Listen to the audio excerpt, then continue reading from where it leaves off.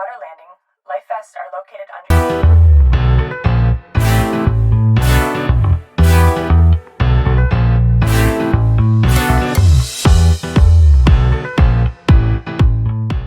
Et on se retrouve pour cette nouvelle vidéo. Aujourd'hui, on parle des financements. Les financements, je vous le rappelle, dans cette situation, ce contexte de marché un petit peu incertain dans lequel il va falloir savoir s'adapter, trouver des solutions en tant que marchand de biens.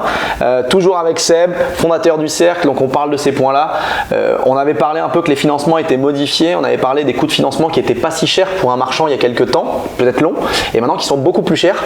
Et du coup, les impacts, c'est quoi un petit peu pour les marchands et en fonction des types d'opérations? Est-ce qu'on peut en parler? Ouais, en fait, tu es un spécialiste aussi du financement. Attention là, je rends à César ce qui est à César, mais voilà, aujourd'hui on se rend compte que quand avec la banque, nous on est suivi quand même par pas mal de banques, mais des moments il y a des opérations pour tout un tas de sujets qui sont peut-être stratégiquement plus intéressantes sur des financements alternatifs, soit en termes de prix, soit en termes de délai, soit en termes de risque. Donc on a tout un tas de partenariats et de façons de faire, et aujourd'hui les types de financement par bien, ça va être quoi? C'est si tu as beaucoup de portage ou pas beaucoup de portage. Il y a des banques, ça les fait chier d'avoir des sujets où tu t'achètes, tu vends dans la journée, ou tu vends au bout d'un mois. Enfin, tu vois, ça les fait chier. C'est beaucoup de boulot pour eux. C'est le même boulot que sur un truc qui aurait duré 2 ans, et évidemment c'est plus compliqué. Il y a est-ce que tu as de l'apport ou non? Un sujet. Enfin, sans apport complet, je trouve toujours ça compliqué, même si des moments ça m'arrive de lever la totalité, mais parce que j'ai la capacité de le mettre en fait. C'est surtout ça. Est-ce que l'opérateur a la capacité ou pas de le mettre? Est-ce que tu as des travaux ou non? Est-ce que tu as de la pré-commercialisation? J'en parlerai après un peu plus longuement. Est-ce que c'est loué ou pas? Est-ce que tu as un associé, un porteur de projet qui est bon, et du coup est-ce qu'il faut que tu t'associes avec quelqu'un qui a soit des fonds, enfin tout ce qu'on vient de dire avant, des fonds, des garanties, etc. Est-ce que toi tu as de l'expérience, et est-ce que aussi tu as des sujets d'urbanisme qui traînent? Par exemple là la banque t'oublie, tu vois, et même si tu es sûr et certain et que ça va, et que tu as un plan B sans urbanisme, mais ça n'empêche que si par exemple tu as un plan A sur urbanisme réglé à 40% et un plan B à 10% sans urbanisme, la banque ne te financera pas. On est bien d'accord, et effectivement en fait ça occasionne tout un tas de problématiques en fonction de l'opération, du porteur de projet et de la typologie de l'opération, de savoir quel est en fait le bon financement à choisir, parce que c'est pas forcément le moins cher, c'est pas forcément en fonction de l'opération, ça peut être le plus rapide aussi. Si on doit se positionner très vite sur une opération, qui sait qui va pouvoir sortir de l'argent? Donc on pense toujours au financement bancaire classique, et même dans le financement bancaire il y a tout un tas d'éléments et des opérations qui sont plus appréciées par certaines banques ou même certaines caisses de banques particulières, et d'autres qui ne sont pas acceptées. On le voit dans le cercle avec les membres. Mais tu vois, c'est ce qu'on dit là, tu te rappelles dans la vidéo de la semaine dernière, on a dit qu'il fallait savoir modéliser plan A, plan B, plan C, mais c'est exactement ça en fait. Exactement ça. Tu dois modéliser ton coût de financement en plan A, plan B, plan C, et qu'est-ce que ça donne à la fin en fait? Et tu l'as dit, tu as parlé de la pré-commercialisation, en fait un bien que vous allez porter en travaux ou que vous allez faire peut-être, comme tu vas en parler, en précom avec de la vire, c'est pas du tout le même prêt de portage. Alors c'est même pas que la vire. En précom, moi aujourd'hui dans un marché qui est changeant comme ça, je pense que la pré-commercialisation aujourd'hui est en fait ça te permet d'être sûr que ton produit répond à la demande. Exactement. Tu as le droit de te tromper. Ça va te coûter quoi? Un PC ou du temps, du temps d'avoir bossé, etc. Donc il faut absolument intégrer que dans un marché comme ça qui est changeant, et on ne sait pas trop où ça va. Je sais pas si dire si ça va être à 15% les intérêts dans un an, j'en sais rien en fait. Et donc je peux pas dire ça. La seule chose que je sais, c'est comment moi je m'adapte à ce marché et comment j'y réponds. Il y a des stratégies, plusieurs. Il n'y a pas que la vire. Alors la vire, j'adore ce truc et j'en parle à fond. Et c'est quoi? C'est de dire en gros, un marchand de biens expérimenté, on va lui demander 40% de précom, et non expérimenté 70%. Parce qu'en gros, avec les marges, etc., et que vu que tu as moins d'intérêt bancaire, tu peux te dire que presque tu as précommercialisé la totalité de ton coût de revient. Je te coupe une seconde, mais la vire, on en parle. Vente d'immeubles à rénover, c'est une typologie d'opération, un peu comme de la VFA, mais dans l'ancien. Voilà. Mais en fait, voilà. Donc la vire, ça te permet quoi? De monter, en fait, ni plus ni moins, de faire le métier de promoteur dans l'ancien. Donc par contre, ça demande des capacités, ça demande d'avoir de l'expérience. Enfin, c'est pas fait pour le gars qui démarre, etc. Sans accompagnement en tout cas. Exactement. Et il y a un vrai sujet là-dessus. Alors nous, on est accompagné par un expert, avec des ateliers chaque semaine, etc. Mais à un moment, c'est une vraie stratégie efficace qui te permet de sécuriser et d'aller sur des opérations beaucoup plus grosses, parce qu'il n'y a presque pas de frais de portage. Et ça, c'est important. Et donc là-dessus, tu as aussi d'autres solutions. Tu as la dation. La dation, c'est quoi? C'est de dire, je t'achète ta grange, et en fait, je te l'achète pas, je vais te filer, je dois la diviser en 4 lots, je vais te donner un lot, donc en gros 25%, et je vais commercialiser les autres. Donc en gros, quand tu lui donnes le lot fini, tu vas lui donner ça une fois que ton opération est terminée. Tu n'as pas de frais de portage, tu as de la pré-commercialisation parce que du coup, vu que tu as vendu 25%, tu as pré-commercialisé 25% de ton bien. Tout à fait. Tu vois, donc l'adaptation fonctionne. Et ensuite, tu vas avoir aussi la vente à terme. C'est-à-dire que tu dis, ben non, je vous paierai le prix qu'une fois que j'ai fini. Donc en fait, pareil, les frais de portage, c'est terminé. Alors pareil, c'est pas des trucs que tu peux mettre facilement. C'est pour tout le monde et pour tous les vendeurs, mais en tout cas, c'est des solutions qui n'étaient pas entendables par les vendeurs il y a quelques mois.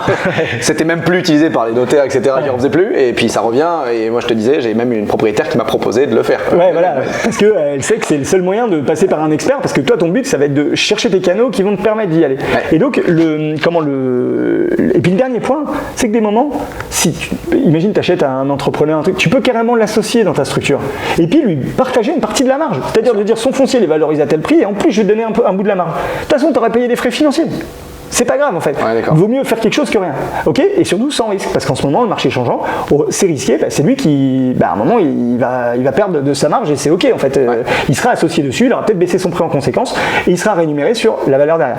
Donc pour moi, c'est vraiment important de chercher, de connaître tous les financements possibles. Et il y en a beaucoup et je dirais il y en a de plus en plus parce qu'avant en fait, quand la banque finançait et que c'était assez simple, on allait à la banque. Mais quand ça s'est complexifié, en fait, il y a des solutions alternatives qui sont arrivées. Donc que ce soit les crowdfunding, des foncières, des family office, des investisseurs privés chez qui on va pouvoir lever, des plateformes de partage de revenus, etc. Il y a plein de choses qui existent et il faut savoir naviguer entre tout ça et choisir le bon mode de financement pour la bonne opération. Je te prends un exemple concret. Là, je suis en train de lever. On va sûrement avoir fini de lever au moment où la vidéo sortira. Mais sur une opération en fait où on a 10% 8% ou 9% de renta, on donne 8% aux investisseurs, juste la renta sur les loyers et on donne 15% de la marge. Tu vois, et ça c'est via Funder, là où on prend des participations, où je prends des participations dans la boîte pour justement, je crois vraiment au truc de partage de revenus en se disant c'est hyper sécurisé parce qu'il y a des loyers, derrière il y a la marge, si ça marche super bien tout le monde gagne, si ça marche moins bien, en gros on est à l'équilibre. Rendement, et à la fin tu tombes sur des rendements entre 15 et 20%. Tu vois, c'est hyper intéressant. En fait la valeur tu la dispatches un peu différemment. C'est ça, mais là tu vois, tu l'adaptes encore une fois, c'est pour ça que je veux en parler, c'est que je l'adapte, j'ai pas besoin de précommercialiser du coup, parce que je peux pas de toute façon avec l'offre, j'ai pas pu, parce que pour le coup bord de mer, t'as plein de monde, tu peux pas, tu vois, t'adaptes à ton marché.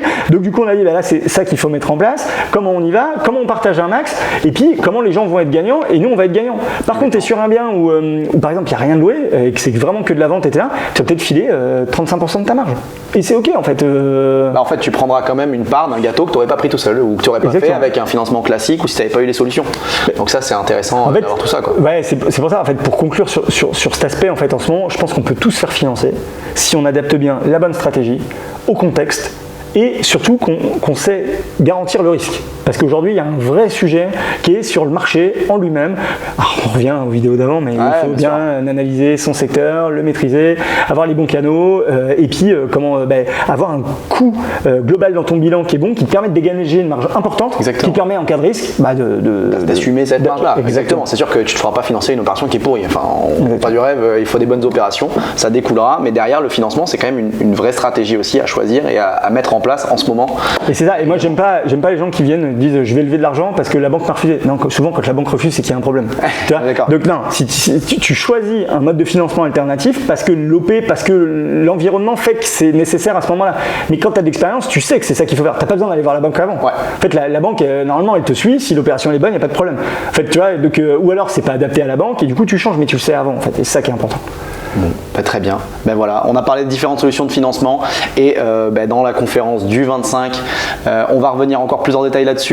On va montrer un peu, et je pense que c'est intéressant de montrer les différents scénarios. On comparera certainement les différents scénarios de financement parce qu'on parle toujours de ça coûte cher, etc. Mais comme Seb vous en a parlé, il y a plein de solutions, il y a plein de possibilités pour trouver des sorties au projet et puis les mener à bout et vous permettre de faire des opérations et d'encaisser des marges dans ce marché, encore une fois, qui est incertain, mais sur lequel il faut être capable de s'adapter et de rebondir. Donc si vous êtes intéressé pour ça, on vous l'avait dit dans la précédente vidéo, il reste quelques places, donc si vous voulez nous rejoindre pour cette journée de conférence, vous vous inscrivez sur la newsletter, non vous êtes déjà sur la newsletter, vous vous inscrivez sur le formulaire de contact que vous trouvez autour et puis on s'appellera pour faire un petit point sur vos objectifs, vos ambitions et vous confirmer tout ça.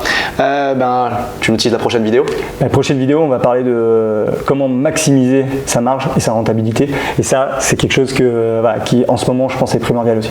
Faire des grosses marges, prochaine vidéo, la semaine prochaine. Allez, salut.